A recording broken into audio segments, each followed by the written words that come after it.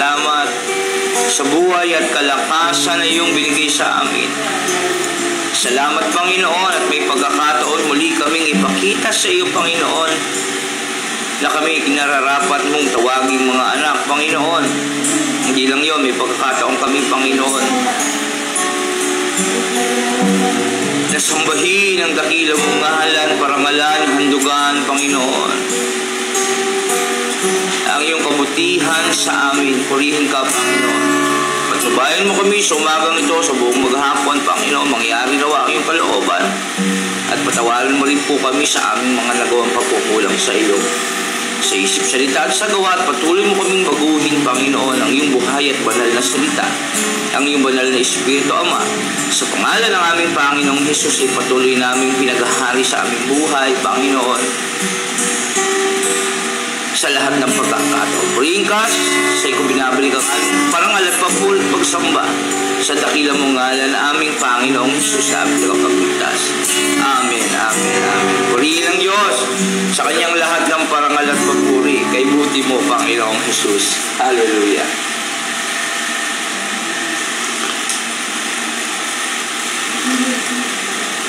Sarap ng kape, Nescafe original.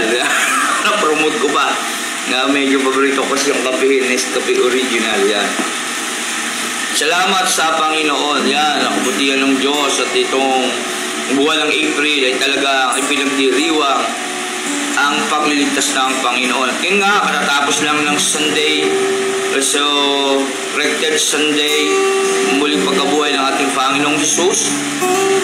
Yan, ang katatapos lang nung nakaraang Sunday, ang nagdiwang lahat ng pagkabuhay ng ating Panginoon. At dahil doon nagkaroon tayo ng buhay na pag-asa. Tandaan natin yan. At nagkaroon tayo ng matibay ng pundasyon ng pananampalataya. Lalo na tayo mga believers ng ating Panginoon. Tayo mga Christian na tinatawag na tagasunod ni Kristo. Kaya take note, ang ibig sabihin ng Kristiyano, lagi natin itong pinapahayag, tagasunod ni Kristo. Kaya ang sino mang tao nagsasabing siya ay Kristiyano, dapat siya ay sumusunod sa ating Panginoong Hesus. Kalong dapat sundin sa ating Panginoong Hesus, una talagang nagmahal siya. Meron siyang pag-ibig, yan, sa Diyos, yan, sa kanyang Ama, na walang ibang siyang sinunod kundi ang Ama na makapangyarihan sa lahat, upang ialay ang kanyang buhay sa krus para sa ating mga minamahal niya din. Yan tayo. Yan, magkaroon tayo ng pag-ibig. Yan, ang unang susi para masundan natin ang yapak o ang mabuhay sa buhay ng ating Panginoong Hesus ay ang magkaroon ng pag-ibig. Yan, talagang napakahalaga at pinakamahalagang utos sa lahat. Pag-ibig.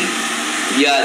At kasi kung meron tayong pag-ibig ay talagang maipakikita natin talaga na tayo sumusunod sa Diyos. Yan. Pag-ibig sa Diyos at pag-ibig sa kapwa. Dalawa lang yan.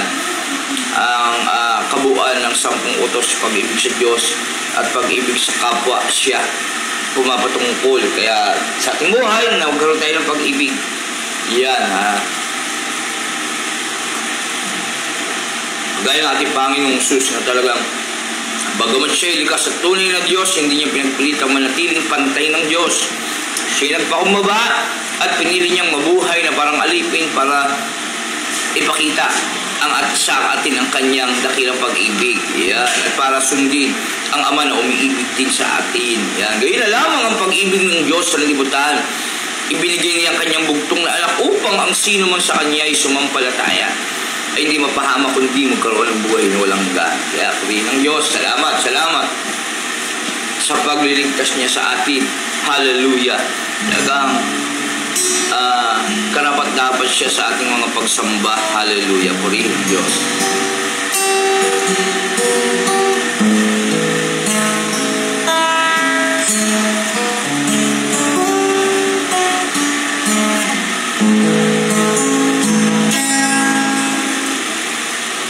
Bakit nga ba pinupuri kita?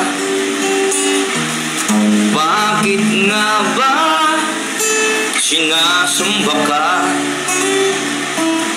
Bakit nga ba pinaglilingkuran? At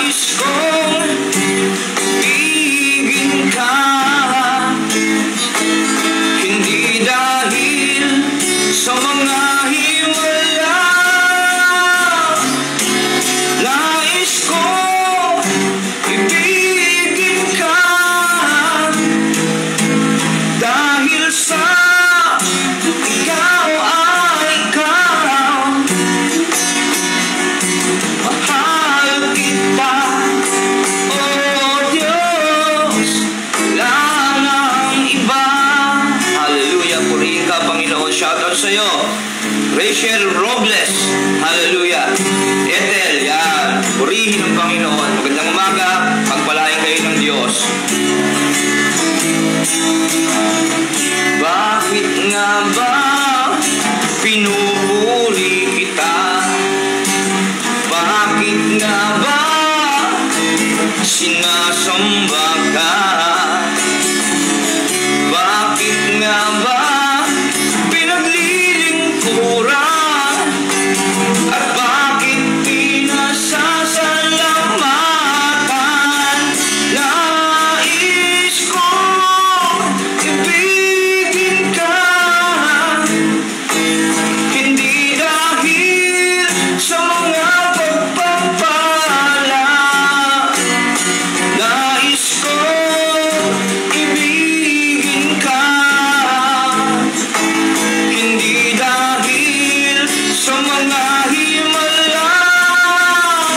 O nais ko ibigin ka, dahil sa ikaw ay ikaw. Mahal kita, oh Diyos, wala nang iba. Nais ko ibigin ka, hindi dahil sa mga pagpapala. Nais ko ibigin ka, hindi dahil sa mga himala. Nais ko ibigin ka, dahil sa ikaw ay ikaw. Mahal kita, oh Diyos, wala nang iba.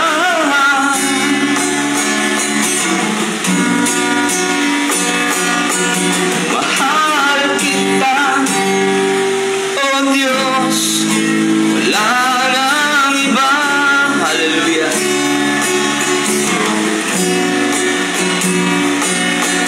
Mahal kita, oh Diyos, wala nang iba. Hallelujah. Purihin ka, Panginoon. Hallelujah. Nawa kaming mga tao na nabubuhay sa mundo, Panginoon, hindi lamang nagmamahal sa iyo, Panginoon, dahil kami yung pinagpapala, Panginoon. Nawa, Panginoon, kaming mga tao sa mundong ito, hindi lamang nagmamahal sa iyo o lumalapit sa iyo dahil pinagagaling mo kami sa aming mga karamdaman o dahil may kailangan kami sa iyo, Panginoon. Kundi, nawa, Panginoon, kaming lahat ng mga tao, lalo na kaming mga lingkod o anak mo, Panginoon, na tinatawag, ay lumalapit sa iyo, Panginoon, dahil o nagmamahal sa iyo, Panginoon, dahil ikaw, Panginoon, ikaw ay Diyos at karapat-dapat sa aming pagsamba at papurit parangal sa kabutihan mo, Panginoon, sa dakila mong pag-ibig sa amin.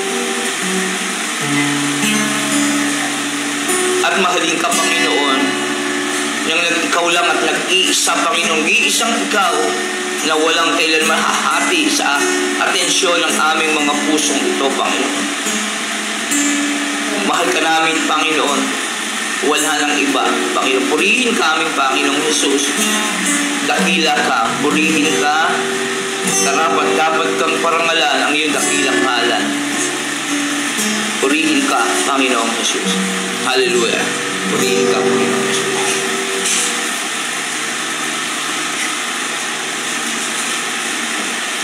Yan. Nawa, hindi lang natin mahal ang Panginoon dahil sa mga pagpapala. O hindi lamang tayo lumalapit sa Diyos dahil kailangan natin ng mga pagpapala. Kasi maraming tao na dumudulog lang sa Diyos, tumatawag sa Diyos. Kasi may mga kailangan sila sa Diyos. Kailangan nilang trabaho, kailangan nilang pinansyal, o kailangan nila gumaling sa kanilang mga karamdaman kasi mayroon silang gusto sa Diyos kaya sila lumalapit. At maraming tao sa mundong ito ang ganon. Sa panganib, may mabibigat na suliranin, may mga pangangailangan na hindi kayang tugunan ng tao. Ayun yung mga kadahilanan kung bakit tayo lumalapit sa Diyos. Pero nawa, hindi yun talaga ang rason natin para talagang tawagin natin Diyos ang Diyos. Tawagin natin Panginoon ang ating Panginoong Hesus. Hindi dapat ganun. Kundi dapat mahal natin ang Diyos dahil siya ay Diyos. Dahil siya ang ating Creator. Dahil siya ay unang nagmahal sa atin. Siya ay nagpakita ng malasakit. Siya ay nagpakita ng habag. Siya ay nagpakita ng awa sa atin. Niligtas niya tayo. Namatay siya sa cross para sa atin. Para bigyan tayo ng pagkakataon muli ay makasama niya sa kanyang kaharian. Kaya nawala tayo mga tao, huwag natin laging gawin sa buhay natin. Lalapit lang tayo sa Diyos pag may kailangan tayo sa Kanya. Dapat sa lahat ng pagkakataon, sa hirap at ginhawa, dapat lagi nating minamahal ang Diyos. Dahil siya ay siya. Dahil ikaw ay ikaw. Dahil ang Diyos ay Diyos. Dahil ang Panginoon ay Panginoon. Dahil ang hari, ang Panginoon ay hari. Hari talaga siya sa ating mga buhay. Kaya dapat natin siya laging sinasamba at pinararangalan. Kaya tandaan natin yung awitin na yun. Hangarin natin na ibigin natin palagi ang Diyos dahil siya ay Diyos. Dahil siya ang lahat-lahat sa buhay natin at siya ang buhay natin at wala tayong magagawa kung wala siya sa buhay. Walang kabuluhan ang buhay natin kung wala ang Diyos. Tandaan natin yan. Siya ang pasimulan ng lahat ng bagay. Kung wala siya, wala tayo.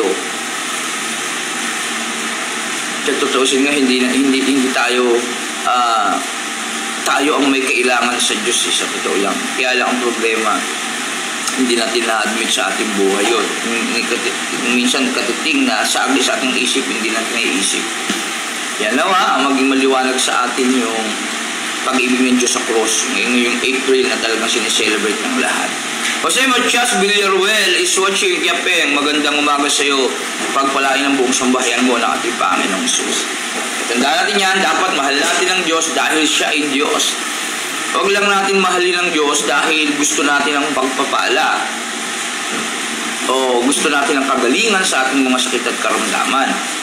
Huwag lang natin mahalin ang Diyos dahil nalulungkot tayo o wala nang solusyon ang ating mga problema. Huwag tayo lalapit kasi marami kong nakitang mga tao.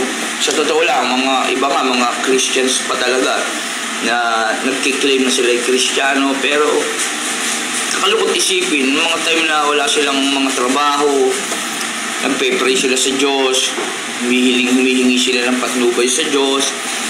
Tapos nung time na tinugulan sila ng Diyos, wala na sila sa gawain ng Panginoon. Ni sagi sa kanilang isip, hindi na nila naaalala ang mabuting bagay na ginawa ng Diyos sa kanila.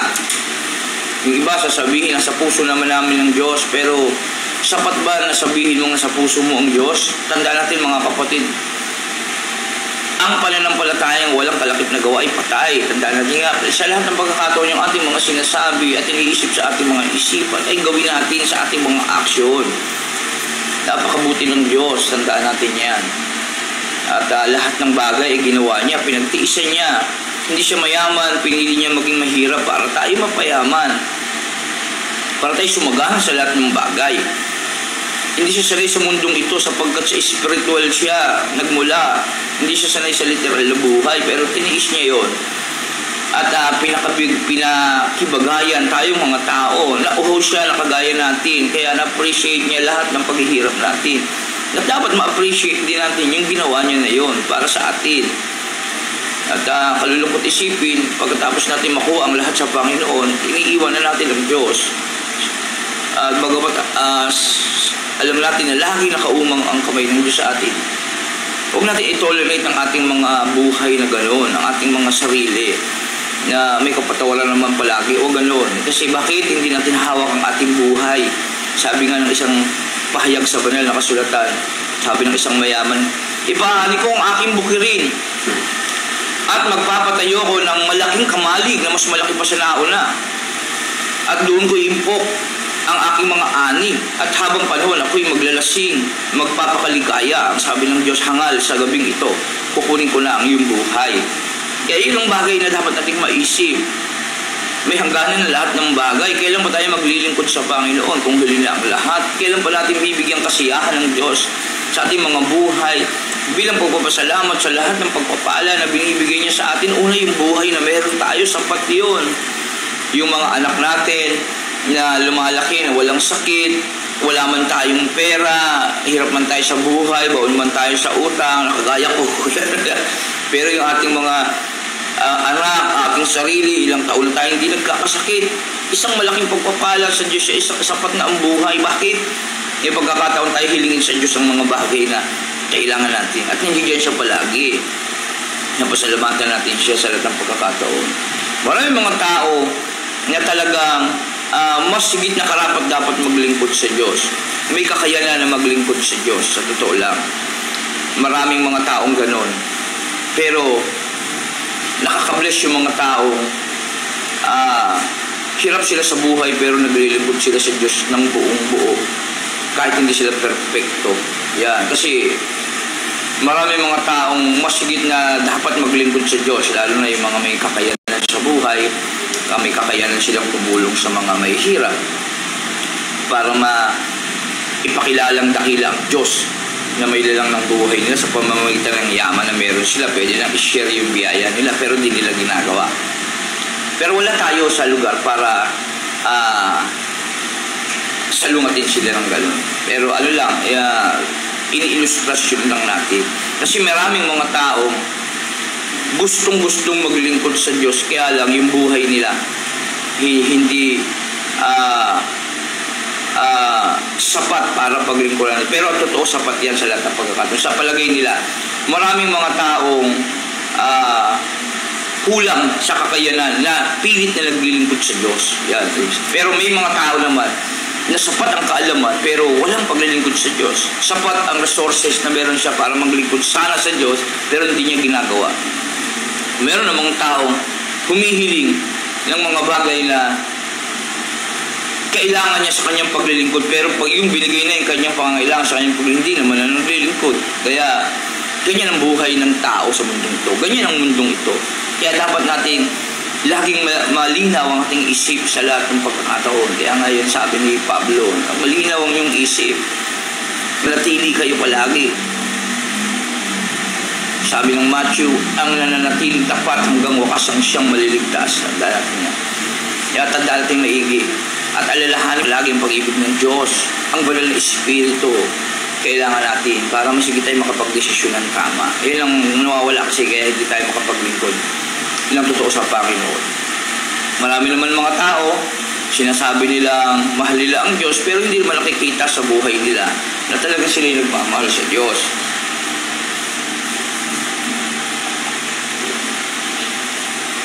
Nagiging bulaan sila sa paningin ng Diyos. Hati, yung mundo, pinaglilingkuran nila habang naglilingkod sila sa Diyos, namamangka sila sa dalawang ilog. Hindi tama yon. Hindi pwedeng maglingkod tayo sa dalawang Panginoon. Mapupot yung isang Panginoon at yung isa naman ay matutuwa. Tandaan natin yan. Kaya isipin natin kung paano natin higit na mapaparangalan ng Diyos sa buhay natin. Ang pinakasusi niyan, pag-ibig sa Diyos. Ng buong buhay, buong puso, buong kaluluwa, buong pag-iisip.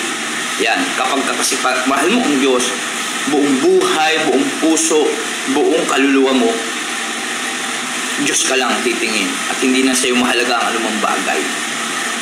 Kahit mahirap ka, hindi issue ang kahirapan, maglilingkod ka sa Panginoon. Kahit mayaman ka, hindi issue ang yaman mo. Gagamitin mo yan para sa Panginoon. Malakas ka, gagamitin mo ang lakas mo para sa Panginoon. Kung yung talino mo, gagamitin mo ang talino mo para sa Panginoon. Yung mga bagay na nabanggit natin, huwag yan ang gagamit sa buhay natin. Kundi yung mga bagay na yan, yung yaman, yung kahirapan, yung kahinaan, yung kalakasan, yung karunungan, yung katalinuhan, katanyagan, yung talento, gamitin natin yan para sa Panginoon. Huwag yan ang gagamit para sa atin na tayo magmataas, tayo maging dakila. Gamitin natin ang lahat ng bagay na yan para parangalan ng Diyos na may dalang natin. No choice tayo sa totoo lang. Binibigyan na lang tayo ng pagkakataon ng Diyos. Bakit? Kasi lahat tayo, pagdating ng panahon, ay mamamatay din. Yan. Nonsense ang lahat ng ating pinaghirapan kung hindi natin gagamitin sa tama ang ating mga free will na meron tayo habang tayo nabubuhay sa mundong ito. Huwag lang natin mahalin ng Diyos dahil pinagpapala niya tayo. Huwag lang natin mahalin ng Diyos dahil pinagagaling niya tayo sa sakit at karamdaman. Mahalin natin ang Diyos o ibigin natin ang Diyos dahil siya ay Diyos. Siya ay Diyos. Siya ay Diyos. Siya ay Panginoon. Siya ay Panginoon. Siya ay Hari. Siya ay Hari. At dapat siya ay maging Hari ng buhay natin. Maraming tawag sa ating Panginoon Jesus, Panginoon, Diyos, Hari. Pero hindi totoo niyang Hari, Panginoon at Diyos ang Panginoon Jesus. Hindi niya naman sinusunod. Tandaan natin yan. Maging tunay ang ating paglilingkod sa Diyos at maging tunay ang ating pagsamba sa Diyos. Tandaan natin, lahat ng katangiang mabubuti sa Diyos, mapagkumbaba, mahabagin, mabait, mabuti, at hindi siya nawawalan ng habag at awa sa atin hanggat ay may buhay. Pero tandaan din natin ito mga kapatid. Exodus chapter 20 verse 1. Ang Diyos ay mapanibuguing Diyos. Tandaan natin yan. At ang kasalanan natin ay sinisingil niya sa ikatatlo at ikaapat na salilalahi natin. Tandaan natin yan. Isipin natin yan mga magulang mga kapatid. Kaya maging tama ang ating pagsamba sa Diyos at huwag na huwag natin pipighatiin ang kanyang kalooban. Tandaan natin yan. Kaya sa buhay mo kapatid, sa buhay natin, sa mga makakapanood dito, mahalin natin ang Diyos dahil siya ay Diyos. Dahil siya ay dakilang Diyos na nagmahal sa atin. Siya ang unang umibig sa atin para maging modelo natin ang pag-ibig ngayon na walang kondisyon. Kaya tayo kung may kondisyon kung bakit natin kasi mahal ko ang Diyos kasi pinagaling niya ako sa sakit karamdaman eh.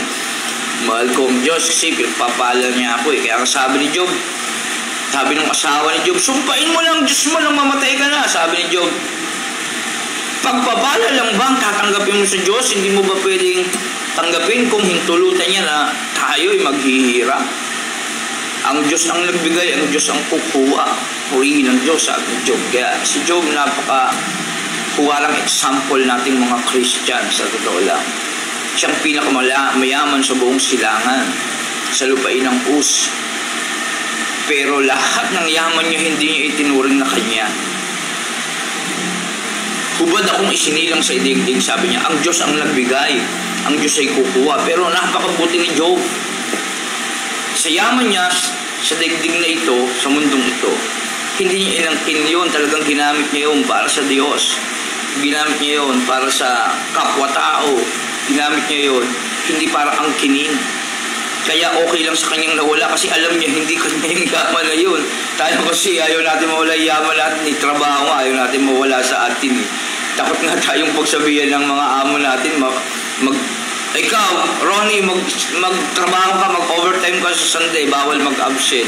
Takot natin siwayo yung amo natin, sabihin natin, Panginoon natin yung Panginoon. Medyo nagsisinungaling tayo at sabi ng Revelation, chapter 21, verse 8, mapupunta sa palagim-lagim masasapitin ng mga sinungaling.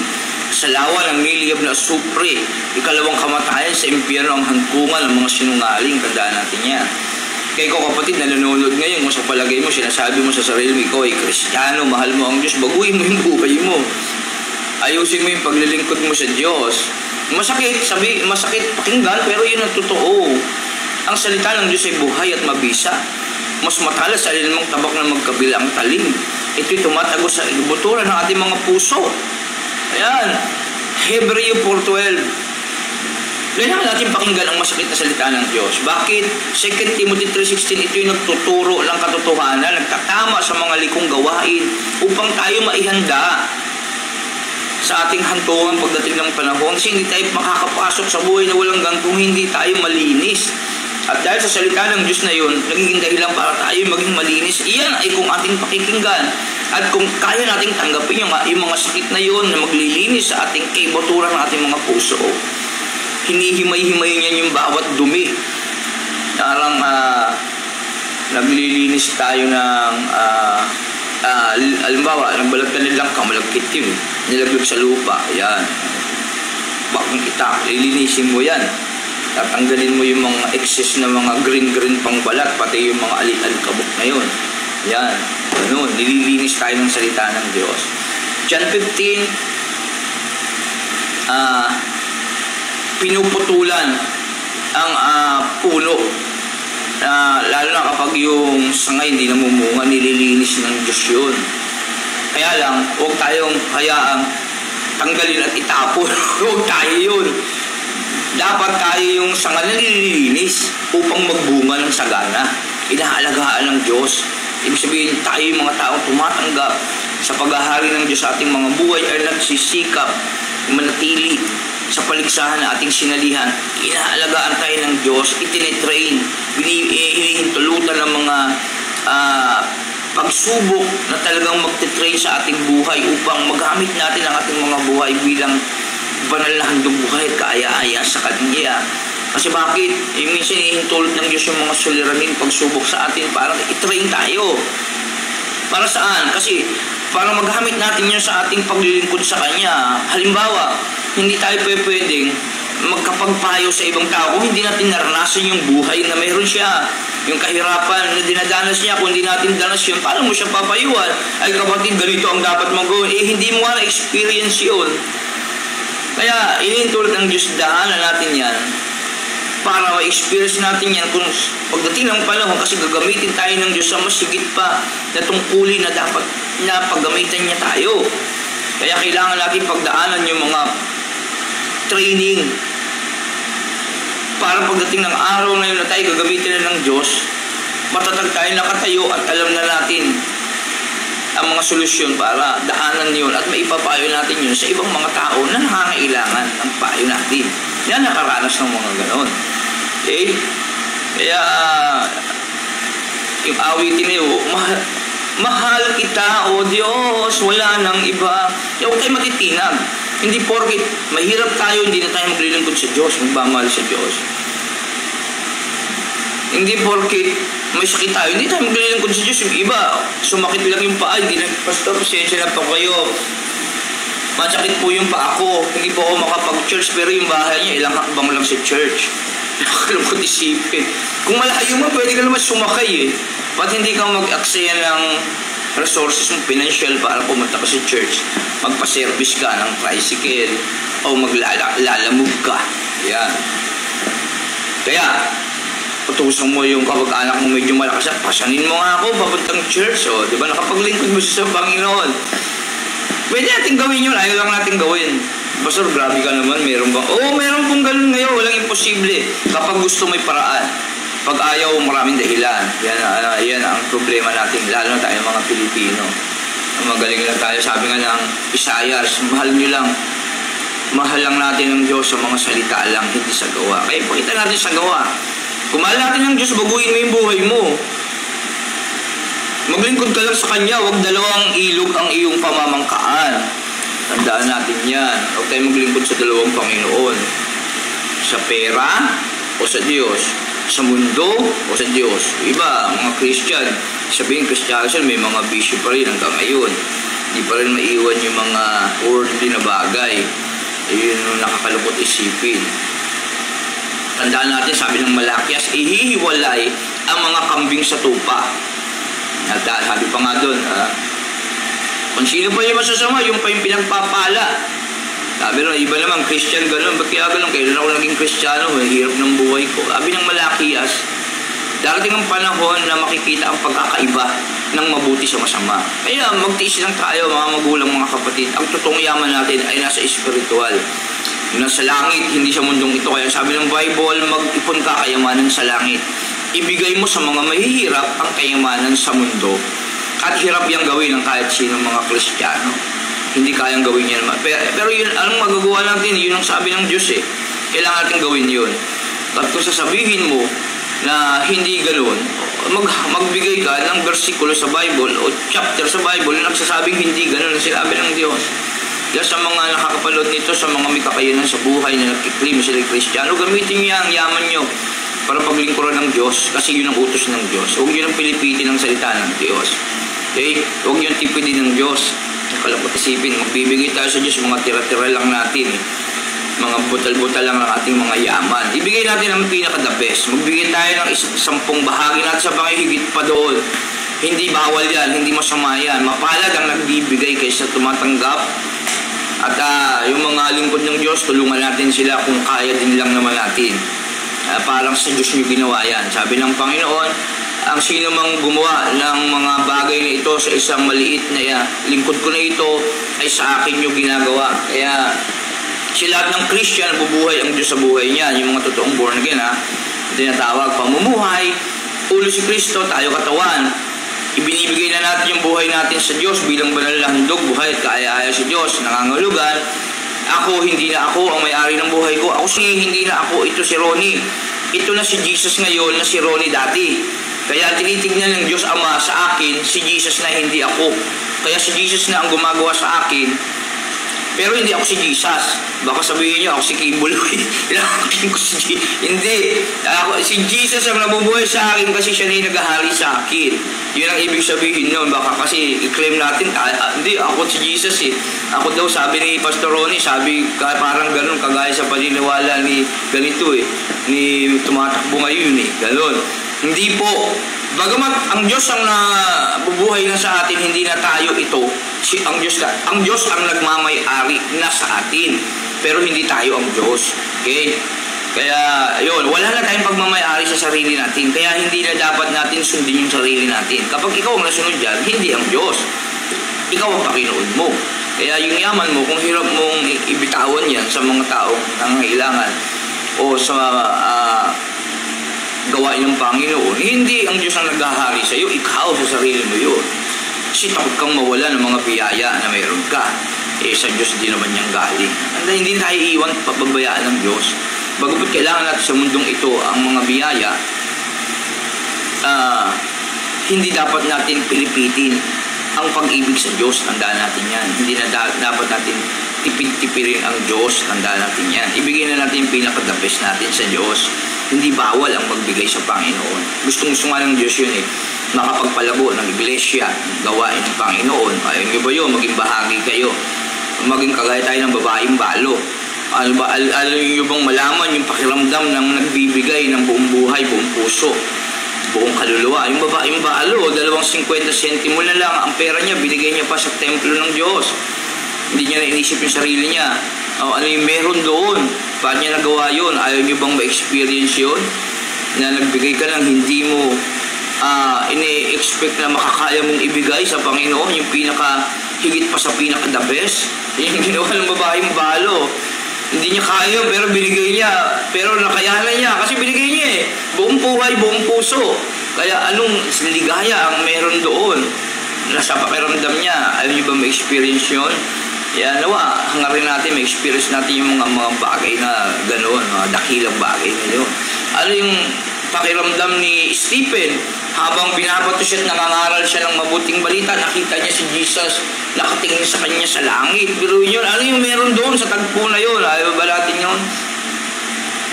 Tayo, nahihiya nga tayo magsabi sa kapitbahay natin na sama ka sa akin sa church, kapatid. Mahal ka ng Panginoon, hindi nga natin magawang ikwento dahil nahihiya tayo malaman nila tayo born again. Nahihiya tayo na aminin sa kanila na tayo lingkod ng Diyos, na tayo maawit ng parangal sa Diyos paglinggo. Ang mga ibon, hindi na puro buti na lang, hindi na ngayon uso. Dati may nag-aala sa akin, ay kayo pala yung born again, ang mga ibon. Ngayon hindi na gano'ng kinakanta yun, pero masarap awitin yun. Ay lumihilipad, gano'n yung nila sa mga born again. Yung mga tabi, yung mga praise the Lord. Yan, yung kayo yung mga alleluia, alleluia. Yan, huwag natin ikahiya yun. Tandaan natin yung mga lahing pinili. Kapag tayo tinatawag ng mga ibig sabihin, lahi tayong pinili ng Diyos. Grupo ng maharlikang pari. Hindi talaga tayo maintindihan ng mundo, hindi tayo taga-mundo eh. Tagalangit tayo, kaya iba yung ginagawa natin, hindi mundo.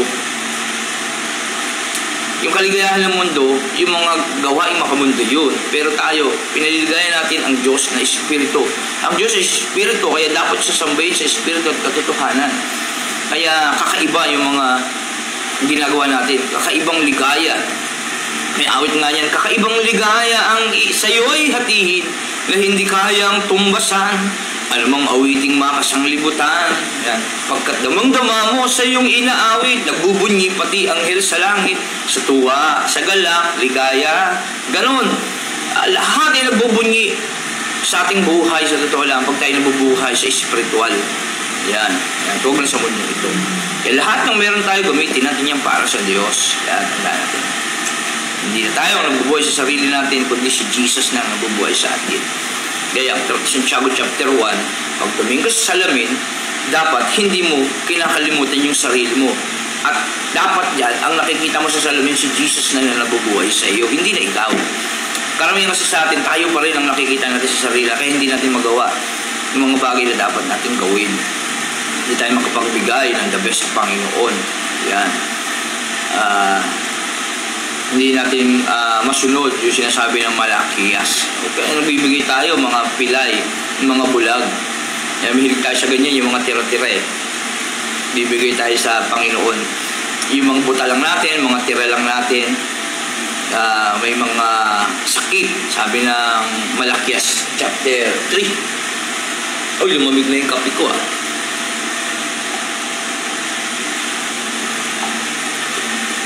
Magbigay tayo sa Diyos pinaka-the best. Pastor, ano ba yung pinaka-the best? Ano ba yung malaki?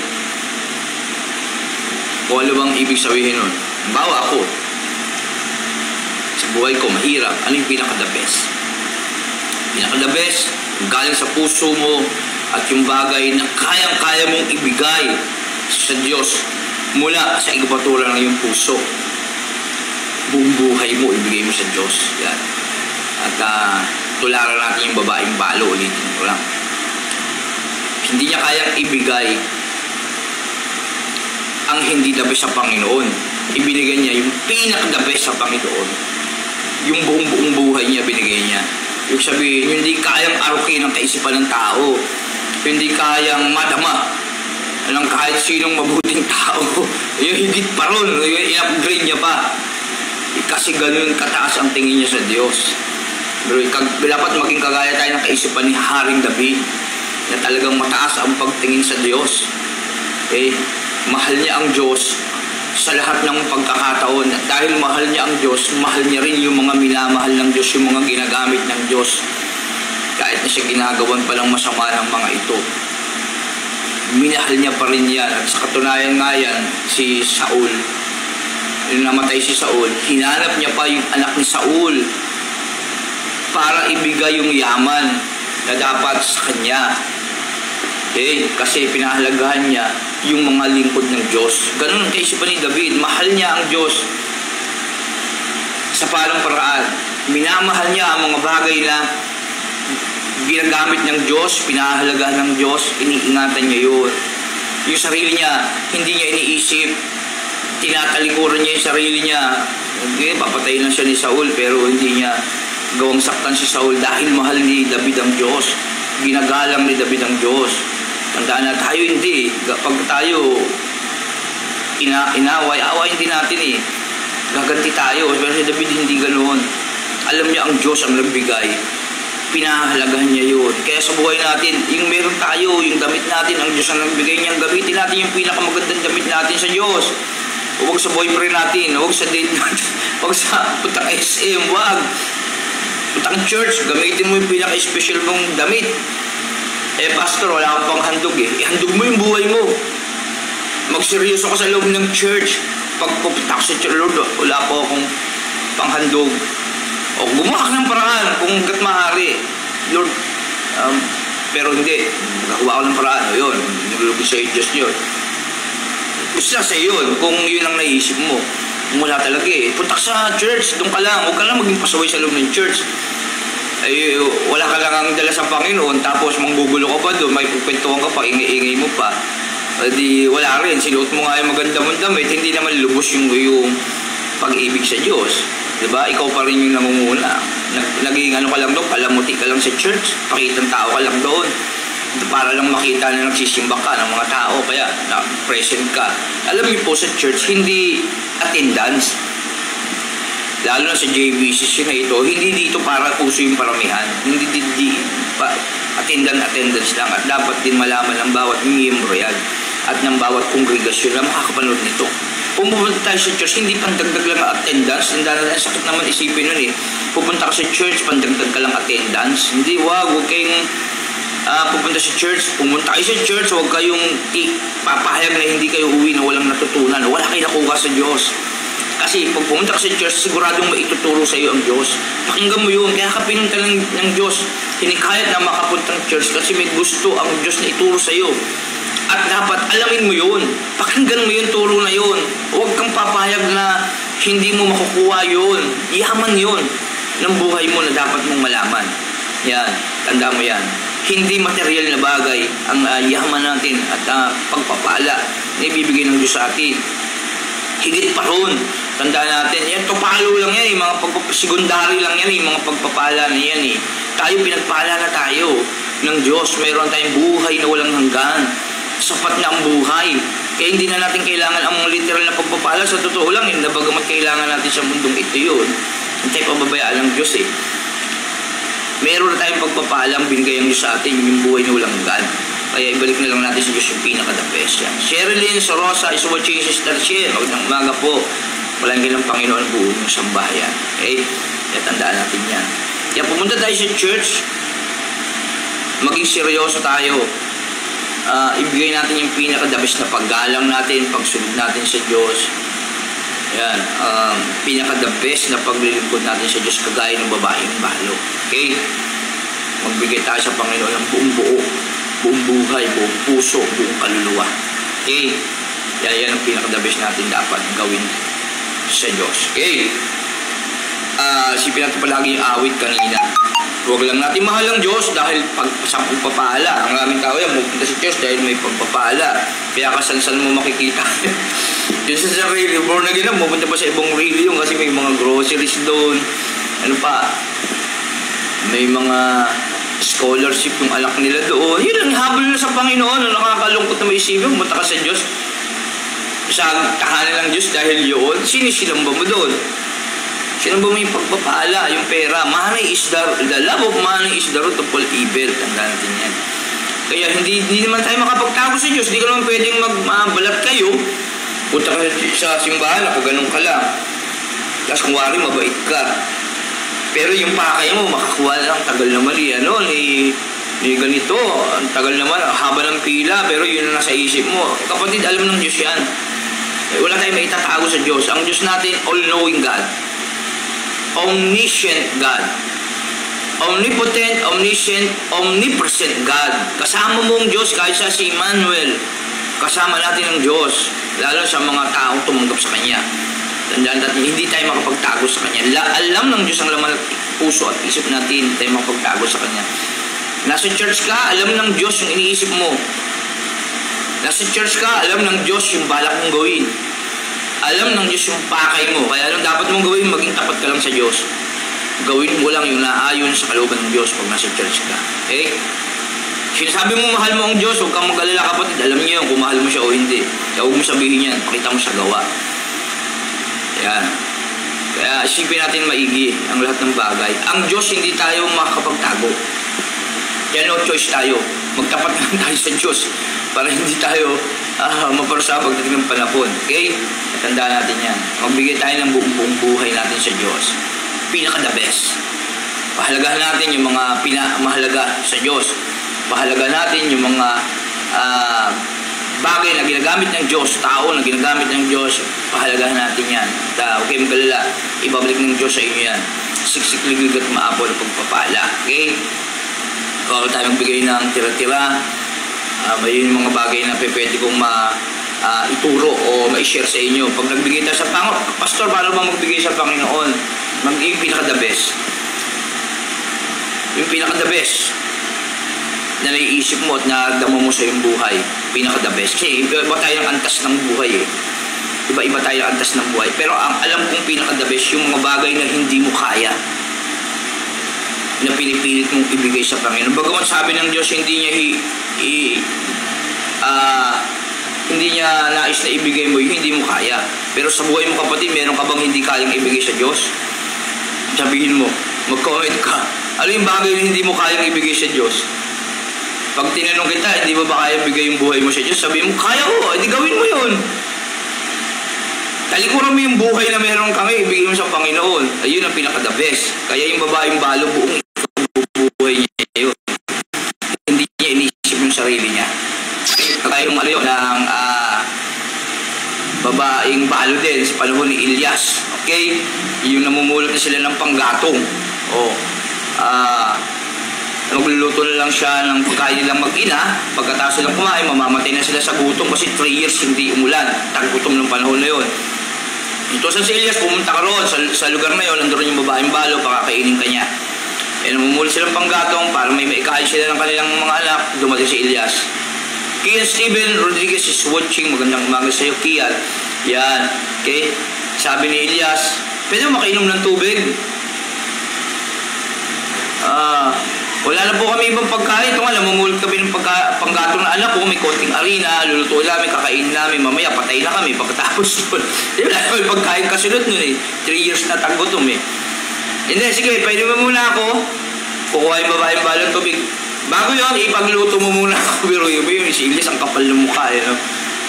Pero dahil sinunod ng babaeng balo ang lingkod ng Diyos. Kasi pag sinunod mo yung lingkod ng Diyos, parang sinunod mo ang Diyos niyan eh. Pinagpala siya, hindi siya naubusan ng pagkain. Pinaka-the best. Bakit naging pinaka-the best yung binigay ng babaeng balo sa Panginoon yun, hindi kay Elias. Ginawa ng babaeng balo yun sa Panginoon. Kasi ang Panginoon ang nabubuhay sa buhay ni Elias. Kaya ang ginagawa ng babaeng balo kay Elias ay ginawa niya sa Panginoon. Kaya ganoon din sa buhay natin. Kapag ginawa mo sa mga lingkod ng Diyos, ginagawa mo yun sa Panginoon.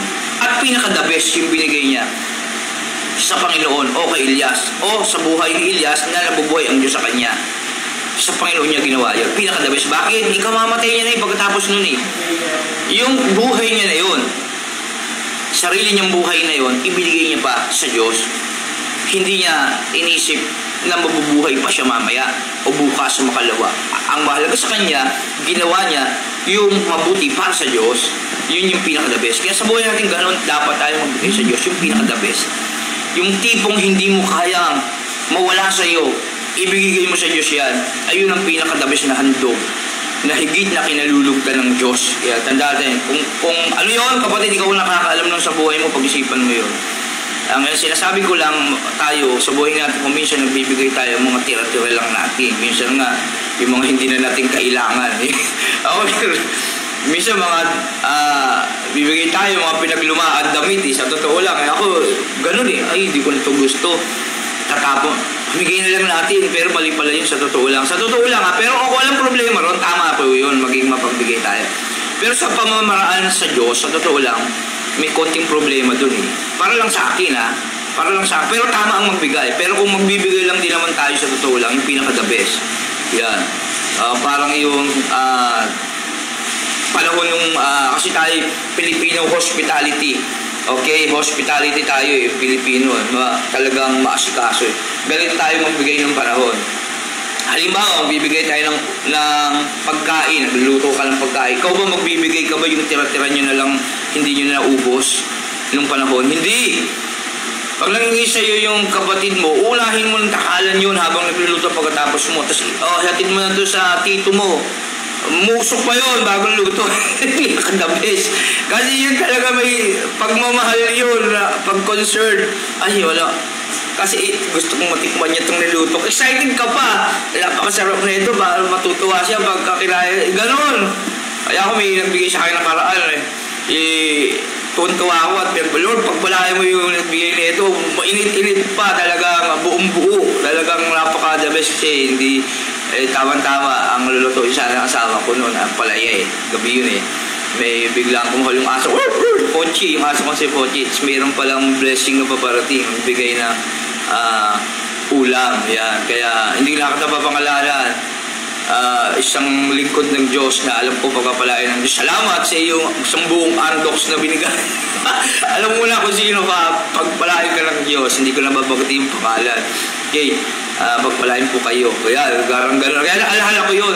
Tama. Tapos naalala ko yung Malakias, chapter 3. Alam tayong bibigay sa Diyos ng mga tira-tira lang natin. Yung mga, may mga sakit, mga bulag. Kasi naalala ko nung nakarang gabi, sabi ko, nurse, luto tayo ng SMR, nagtitipid kami, nagbabudget lang kami. Wala tayo pangbili ng mamahaling mga ulam Dumadaan tayo sa pagsubok sa financial Ganun ang mga lingkod ng Diyos. Wala naman tayong malaking sahod Sa church tayo mga pastor, hindi naman tayo, wala naman tayo sweldo Kaya, at lalo na ako, isa akong vendor na pastor. Kaya tipid-tipid lang para walang gasto. Kaya dumating may pumuhulang aso kong si Pochi at yun nga may dala-dala siyang isang buong andox. Ang laki-laki Jumbo siguro yun. Kaya umuusap-usap pa naalala ko pagpapalain ng Diyos ang taong ito. Kaya pray na rin kami, Lord, pagpalain mo higit ang taong ito. Talaga nag-concern sa yung lingkod. Naalala ko si David. Si David, pinahanap niya pa yung anak ni Saul na lumpo. At ibinigay niya yung yaman na nararapat sa kanya dahil anak siya ni Saul. Dahil si Saul ay ginamit ng Diyos, lingkod na kahit na napakasama ni Saul, si David binigyan siya ng pagpapahalaga. Dahil yun ay binigay ng Diyos sa kanya para pangunahan siya. Yun. Kaya tayo maging kagaya ng kaisipan ni David. Okay? Tayo magbigay ng mga bagay na mga walang halaga. Yan. Gaya natin, ibalik natin yung dati nating hospitality bilang Pilipino talagang iisip ng Pilipino nun talagang the best Yung sa tatay ko nga pagka namalengke may dalang isang banyerang isda pamimigay sa kapitbahay hindi pa nakakauwi ng bahay sa totoo lang ganun siya noon nung lalo na yung kalakasan niya yung may negosyo siya na medyo hindi namang malakas may kumikita at paano ganun siya tapos kahit hindi naman siya mayaman, talagang willing siya magbigay. Nakaampon siya ng mga tao na nakikita niya kailangan ng tulong. Ganun yung tatay ko sa totoo lang. Hindi siya perfecto pero nakita ko sa kanya talaga yung the best pagka nagbigay Hindi niya tinitingnan kung anong klaseng tao yun. Basta bahay namin bukas pinto. Kagabi nga hindi na sinasara Ganun siya Tiwala siya sa mga tao. Pero bagamat hindi siya yumaman, pero yung nakita ko yung kabutihang loob sa kanya na parang hindi ko na nakikita sa panahon ngayon. Wala nang ganun. Maraming tao nagbibigay ngayon, mapagbigay. Wala, limitado yung bigay nila. Tapos, may halo pa panunumbat yung pambibigay nila. Ako rin ganun. Minsan napupunan ko sarili ko ganun Hindi ko nanamana sa tatay kay ugali ko. Siguro ito yung kasalanang nananatili sa akin. Yan, pag naisip ko yung Lord, salamat po sa buhay ng aking ama.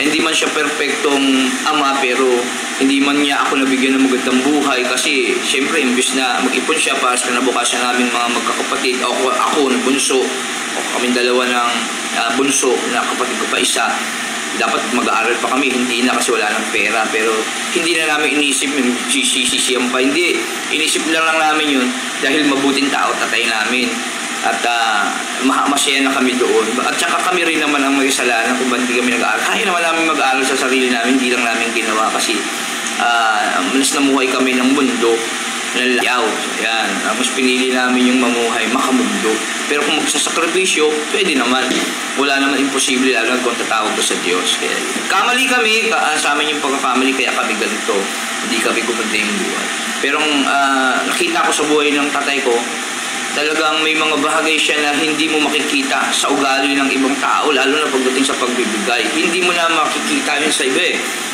konti lang yung taong ganun na hindi nga mayaman namimigay ng lupa namimigay ng lupa ganun tapos kung sino yung mga taong lalapit sa kanya tanggap niya lang kaya ang daming inaampun niya may mga buntis inampun niya tapos bibigay niyang pamasahe makauling probinsya yung mga kamag-anak nila kung open sila papunta sa bahay yung hihingi ng tulong kaya balitang-balita sa lugar namin yung kabutihan ng apelido namin dahil sa tatay ko dahil nakakilala siya sa Panginoon kaya yun pero hindi siya perfecto marami rin siyang sablay kagaya ni David marami rin sablay si David marami siyang kapalpakan din pero ang nakita lang din yung puso niya pagdating sa pagbibigay talaga mapagbigay siya kasi bakit lingkod siya ng Diyos nakakilala siya sa Panginoon At yun talaga ang gift niya. Kaya purihin ang Panginoon. Kaya nawa tayo magkaroon din ng ganung kaisipan. Isipin natin yung Malakias chapter 3. Yan, tandaan natin yan. Babasahin natin Malakias chapter 3. Malakias chapter 3. Yan, busin na natin hanggang 18 lang yung sabi ni Yahweh na makapangyarihan sa lahat. Ipadadala ko ang aking sugo upang ihanda ang daraanan ko. At si Yahweh na inyong hinahanap ay biglang darating sa kanyang templo. Darating ang pinakahihintay ninyong sugo at ipahayag ang aking tipan. Ngunit sino ang makatatagal pagdating ng araw na iyon? Sino ang makakaharap kapag nagpakita na siya? Kasi walang sino man pwede humarap sa banal na Diyos. Tandaan natin yan. Para siyang apoy na nagpapadalisay sa bakal at parang sabon. May matapang na sangkap. Kaya hindi dapat natin bigyan ng bilang pag tayo bibigay sa Panginoon. Kasi walang kahanggan ng Diyos, hindi natin kayang tignan sa sobrang kabutihan, kabanalan, kadakilaan. Higit dapat ang pagbibigay na dapat natin ibigay sa Diyos. Yan. Para siyang sabon na may matapang na sangkap, pero mas malinis pa siya nagpapalinis. Ang sabon naglilinis ng dumi, pero mas malinis pa siya doon. At matapang pa na sangkap ang pagkakalarawan. Darating siya at maupo tulad ng isang tagapagdalisay ng pila. Dadalisayin niya ang mga anak na lalaki ni Levi. Mga lingkod ng Diyos si Levi, naglilingkod sa Diyos siya, yung mga angkan niya, mga Levita, mga lingkod ng Diyos, yung mga tumanggap sa ating Panginoon. So, ito na yung mga Christian ngayon na tinatawag. Kaya tandaan nyo yan, ha? Tayo na ngayon yung mga lahi ni Levi, yung mga lingkod ng Diyos. Kasi yung mga Levita, sila yung mga lingkod ng Diyos. Katulad ng ginto at pilak, at sa pamamagitan nito ay magiging karapat-dapat ang kanilang handog kay Yahweh. Pero dahil dito ang mga handog na dadalhin ng mga taga-Juda at Jerusalem ay magiging kalugod-lugod kay Yahweh tulad ng dati. Sabi ni Yahweh na makapangyarihan sa lahat, darating ako upang hatulan ng mga mangkukulam, ang mga ngalunya, ang mga bulaang saksi. Kaya huwag tayo magbulang saksi, maging totoo tayo. Ang mga nandaraya sa kanilang mga manggagawa. Tandaan niya na maging tapat tayo, mga nandaraya sa manggagawa, mga amo, shout out sa inyo dyan, ibigay niyo yung sweldong nararapat sa kanila. Ang mga nagsasamantala sa mga byuda, ay mga pagsamantala.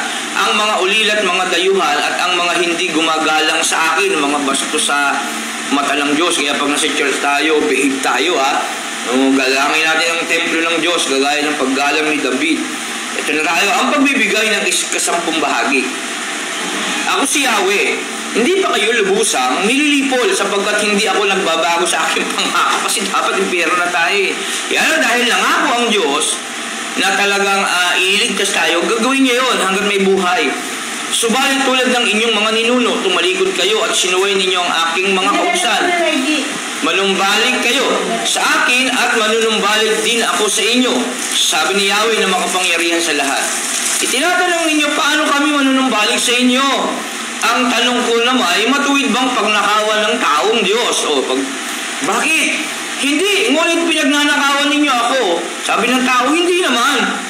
Pero sabi ng Diyos, hindi. Pinagnanakawan ninyo ako. Sa paanong paraan? Sa paanong paraan? Sabi ng mga tao, ng mga Christian, ng mga believer, sa mga ikasampung bahagi at mga handog, hindi kasi binibigay yung 10%, yung tithes, yung mga offering natin. Isinumpa ko kayong lahat sapagkat ako'y pinagnanakawan ng buong bansa. Dalhin ninyo ng buong buo ang inyong mga isampung bahagi sa tahanan ng Diyos upang matugunan ang pangangailangan ng aking tahanan. Subukin ninyo ako sa bagay na ito kung hindi ko buksan ang mga bintana ng langit at ibuhos sa inyo ang masaganang pagpapala. Meron yun, ha? Ito ay hamon ng Diyos sa atin na kung gagawin natin ay talagang pagpapalain tayo literal. Kaya kailangan natin gawin ito. Yan. Sa ating mga iglesia, sa ating mga kongregasyon, tandaan natin yan, para matugunan ang pangangailangan ng templo ng Diyos. Sabi rito, subukin ninyo ako sa bagay na ito kung hindi ko buksan ang mga bintana, hindi pinto, mga bintana, mas marami ang pansang pintuan. At ibuhos sa inyo ang masaganang pagpapala. Ayan, dalhin ninyo sa 10, dalhin ninyo, Malakias 3:10, dalhin ninyo ng buong buo, walang bawas, buong buo. Dapat na sober pa. Buong buo, ibig sabihin, walang bawas. Si Brother Rudolph, yan. ang inyong mga ikasampung bahagi sa tahanan ng Diyos. Sa tahanan ng Diyos, ibig sabihin sa templo, sa church, okay? Upang matugunan ang pangangailangan ng aking tahanan, okay? Yung kaya ginagamit natin to. Wala tayong printer, kailangan natin mabiling printer, groceries, pa sa pagkakawang gawa, ano pa. Kailangan natin lahat yan para sa mga proyekto ng church, okay? Hindi yan para kay pastor, okay? Kaya nasa inyo na yun, kung maglalakot kay pastor, nasa sa inyo yun. Pinahalagaan nyo yung lingkod ng Diyos, kagaya ng babaeng balo kay Elias, nasa sa inyo na yun, kasi ginawa nyo yung para sa Diyos, okay? No? Kasi bakit? Sa totoo lang, parang kapag-focus nga yung mga, sa totoo din, kailangan din yun, kasi para makapag-focus yung mga pastor sa mga kanilang paglilingkod, may mga pamilya din yan, wala naman ibang hanap buhay. Halimbawa, ako vendor, may pinubuhay akong pamilya, may mga anak ko nag-aaral, tapos ang pag-aking hanap buhay, vendor lang. Paano kung maipaka-focus yung aking paglilingkod? Bagamat sinisigap kong gawin yung pagpo-focus sa paglilingkod, hirap na hirap tayo dahil kulang yung resources natin. Kaya iyan, dapat maintindihan ng bawat iglesia, ng bawat members, ng bawat Christian, ng bawat believers sa isang iglesia. Dapat maintindihan yan. Hindi mo dapat sarilinin. Dapat ang isip natin ay sa Diyos. Dapat ibinibigay natin sa Diyos yung pag-ibig natin, at dahil mahal mo ang Diyos, sakop na yung mga iniibig, ginagamit ng Diyos, kagaya ni David. Minahal ni David ang Diyos, at dahil sa pagmamahal ni David sa Diyos, minamahal niya si Saul, na gusto nga siyang patayin nun na hari niya, pero minahal niya yun dahil alam niya na lingkod ng Diyos yun, si Saul. Ipinadala ng Diyos yung bilang hari. Kaya ganun po yun. Hindi ko rin hayaan, 11, hindi ko rin hayaan sa lantahin ng mga balang ng inyong mga paninim at mamumunga na ng sagana ang inyong mga ubasan. Dahil dito'y sasabihin ng lahat ng bansa na kayo'y mapalad, sapagkat napakaina manirahan sa inyong lupain, sabi ni Yahweh na makapangyarihan sa lahat. Masakit ang sinabi ninyo tungkol sa akin, sabi ni Yahweh. Ngunit, tanong ninyo, ano ba ang sinabi namin laban sa inyo? Sabi ninyo, walang saysayang maglingkod sa Diyos. Ano ba ang mapapala natin sa pagsunod sa kanyang utos? Ganito tayo. Ano ka pala ako dyan? Gutom ako dyan eh. Walang pagkain dyan. Wala ka lang ang pera. May offering pa. May tights pa eh. Ganun ang kaisipan ng tao. Natin. Yan. Okay, palitan natin ating kaisipan. Pagpapakita natin kay Yahweh na nagsisisi tayo sa nagawa nating kasalanan, hindi ba't kung sino ang palalo ay siya pang pinagpapala. Kaya kung kailan ako naglilingkod sa Panginoon, doon ako naghihirap eh. Hindi lamang nananagana ang masasama, kundi sinusubok pa nila ang Diyos sa paggawa nila ng kasamaan, ngunit hindi sila pinaparusahan. Tandaan niyo yan, sabi ng Roma, sa mga Christian na ganito ang kaisipan, sabi ng Roma chapter 1, ang mga tao ay naghaka-haka ng mga bagay patungkol sa Diyos. Sila ang gumawa ng sarili ng Diyos at nagdesisyon kung ano yung mga bagay na dapat nilang gawin.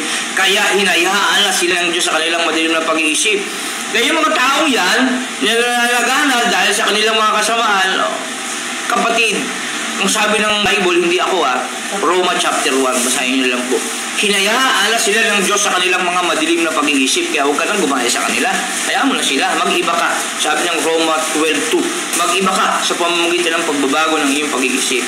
Kaya nakakaranas tayo ng mga paghihirap, pagsubok, training, kasi mahal ka ng Diyos eh. Tinetrain ka niya para gamitin. Tandaan natin yan. Pagkatapos nag-usap-usap ng mga taong may paggalang kay Yahweh. Pinakinggan niyang mabuti. Ito yung mga hindi bumibitaw. Lord, kahit kami nahihirapan, maglilingkod kami sa iyo, gagawa kami ng mga bagay na dapat namin gawin para sa ikalalago ng iglesia mo. Ito yung mga taong tinutukoy na yun. Ito yung mga nakikipag-participate sa bawat gawain. Ito yung mga kapatiran na talagang sumasangguni sa panawagan ng kanilang mga leaders. Ito yung mga kapatiran na walang ibang hangahin kundi ang mapalago ang iglesia ng Diyos. Tandaan natin yan. Pagkatapos nag-usap-usap ang mga taong may paggalang kay Yahweh, nag-usap-usap sila, plano sila, nag-meeting sila, ano kaya gagawin natin para ma-enlarge yung gawain?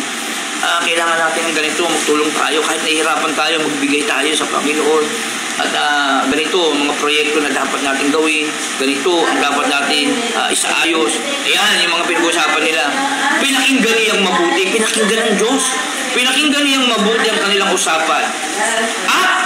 At Ang pinaka-the best na bagay dito na dapat natin maintindihan, ipinatalan niya sa isang aklat ang mga pangalan ng gumagalang sa kanya.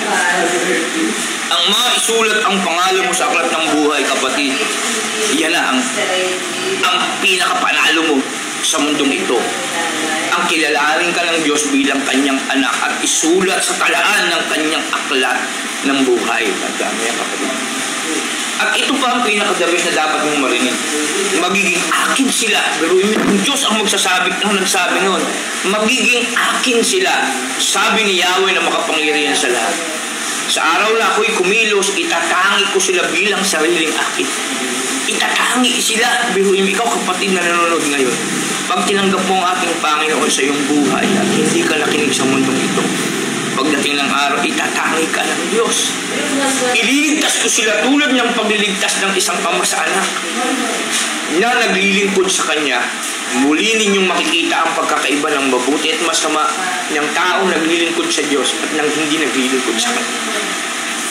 Ang tawagin kang anak ng Diyos, kapatid, napaka-halagang bagay at napakasaya na mapakinggan sa ating mga puso. Ang dami. Pero yung mga nag-iisang Diyos, naglalang ng lahat ng bagay, ay tatawagin kang Kanya. Tatawagin kang anak. Ano ang pakiramdam ng isang taong tawagin ng Diyos ng papangyarihan sa lahat? Wala nang papantay pa yan na kahit anong yaman ng mundong ito. Ang tawagin ka ng Diyos bilang Kanyang anak. Kaya tandaan niyo, huwag tayong tumigil sa kabutihan ng ating ginagawa sa ating buhay. Gawin natin yan para sa Panginoon. Ano man ang kalagayan natin sa buhay, huwag tayong susuko, huwag tayong titigil. Gawin ang kalooban ng Diyos na dapat natin gawin. Ayun, ang mahalin ng Diyos higit sa lahat. At ang gamitin tayo, at ang gamitin ang ating mga buhay na ito para sa isang misyon ng Diyos na dapat nating ginagawa. Yun, ang mahalin ang bawat taong minamahal din ng Diyos. At akayin papunta sa Kanya. Ala ng iba pang sasaya sa Diyos, kundi ang gawin ng bagay na yun. Kaya iniiwan ng Diyos ang Kanyang utos, ng ating Panginoon sa Kanyang utos. Umayo kayo at ipangaral ninyo ang aking mga salita sa lahat ng bansa. Bautismuhan ninyo sila sa pangalan ng Ama, ng Anak at ng Espiritu Santo at ruang sumunod sa lahat ng pinag-utos ko. Tandaan ninyo ito. Ako'y laging kasama ninyo hanggang sa katapusan ng panahon. Kaya tandaan natin yan. Matuluhog ko yan. Kaya tandaan nyo yan. Wala nang iba pang pinakamasayang bagay na mangyayari sa atin, kundi ang marinig natin na sabihin ng Diyos sa atin, akin ka. At mula ngayon, ako na ang iyong ama. Ikaw ang aking anak. At mula ngayon, ikaw na. Ako na ang iyong ama. Tandaan niya. Kaya ayan ang gusto kong marinig sa aking buhay pagdating araw ngayon. Makita ng harapan ang Panginoong Jesus at makasama siya pagdating ng araw na yun. Tandaan natin yan. Kaya ano pa ang dapat natin gawin? Mahalin natin ng Diyos higit sa lahat.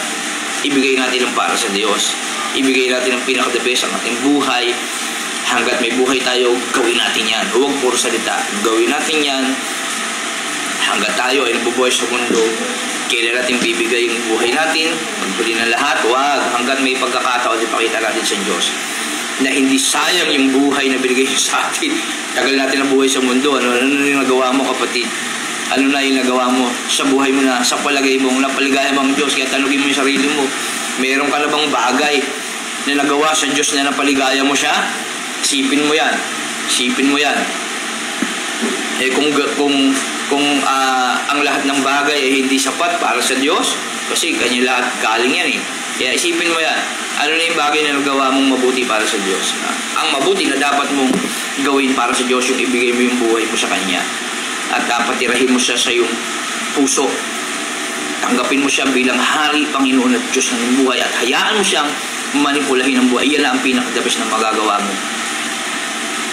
Ang gawin yan. Ang ialay ang iyong buhay bilang banal na handog buhay at kaya-aya sa Kanya. At tanggapin ang banal na Espiritu sa iyong buhay para nang sa ganun makakilos ang kapangyarihan ng Diyos at mabuhay ang ating Panginoong Sus sa iyo. Kaya yun, kaya sa mga makakapanood nito, nawa marami tayong natutunan at napagpala tayo ng mga salita ng Diyos. Okay? Salamat sa Diyos. Okay?